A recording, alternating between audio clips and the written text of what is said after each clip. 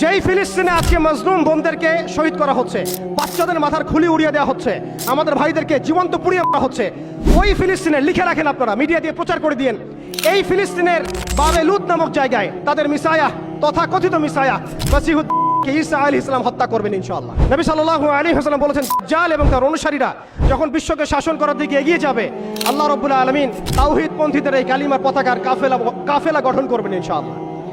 এবং এই কাফেলার মধ্যেই থাকবে ইমামুল মাহদী ইনশাআল্লাহু আযজা ওয়া জাল্লা। এবং তিনি বলেছেন, নবী সাল্লাল্লাহু আলাইহি ওয়াসাল্লাম, ফালা নি'মাল আমিরু আমিরুহা ওয়া লা নি'মাল জাইশু যালিকাল জাইশ, কতই না উত্তম হবেন সেই আমির এবং কতই না উত্তম হবেন সেই সেনাবাহিনী। তোমরা যদি বরফের উপর সাঁতার কেটেও হয় তবুও সেই জাইশের মধ্যে যোগ দিও। এটা আমাদের সামনে আসতে যাচ্ছে।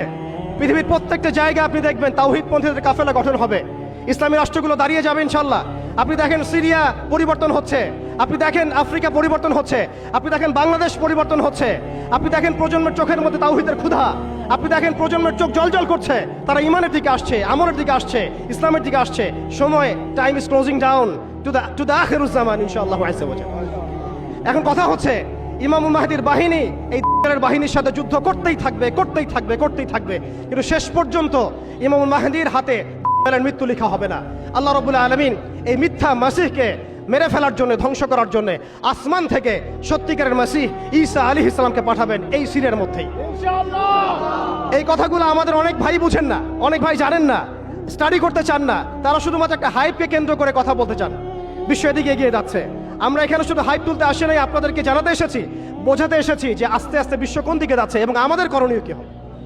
এবার আসেন, এটা ভবিষ্যৎবাণী শুধু নয়, নবী সাল্লাল্লাহু আলাইহি ওয়াসাল্লাম অকাট্য ভবিষ্যৎবাণী।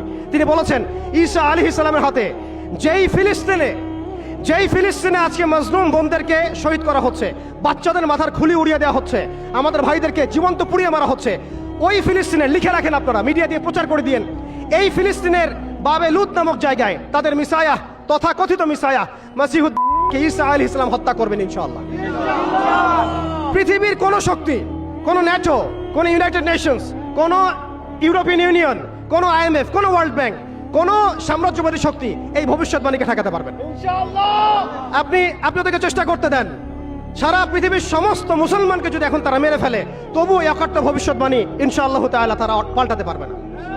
এটা আমাদের আশার জায়গা, এটাই হচ্ছে চূড়ান্ত বিজয়। এবং ঈসা আলাইহিস সালামের হাতে আগামী 40 বছর লিখে রাখেন আপনারা, এরপরের 40 বছর ওই বাইতুল মুকাদ্দাস থেকেই সারা বিশ্বে ইসলামী খিলাফা কায়েম হবে ইনশাআল্লাহ। যে খিলাফা শব্দটা এখন রাজনৈতিকভাবে আপনারা নিতে পারেন না, হজম করতে পারেন না। আমি জানি আপনারা জানেন না, অনেকেই এটা অজ্ঞতার কারণে হতে পারে, তারা হয়তো জানেন না, আমরা জানাতে এসেছি। এই যে খিলাফা শব্দটা তারা নিতে পারে না, এই খিলাফাই হবে পৃথিবীর শেষ শাসন ইনশাআল্লাহ। এই খিলাফা দিয়ে বিশ্ব শুরু হয়েছিল, এই খিলাফা দিয়েই বিশ্ব শেষ হবে। ঈসা আলাইহিস সালাম 40 বছর ওই জেরুজালেম থেকেই এই বিশ্বকে শাসন করবেন ইনশাআল্লাহ তাআলা। এটা লেখা হয়ে গেছে, কুদিয়াল আমর, এটা কেউ চেঞ্জ করতে পারবে না।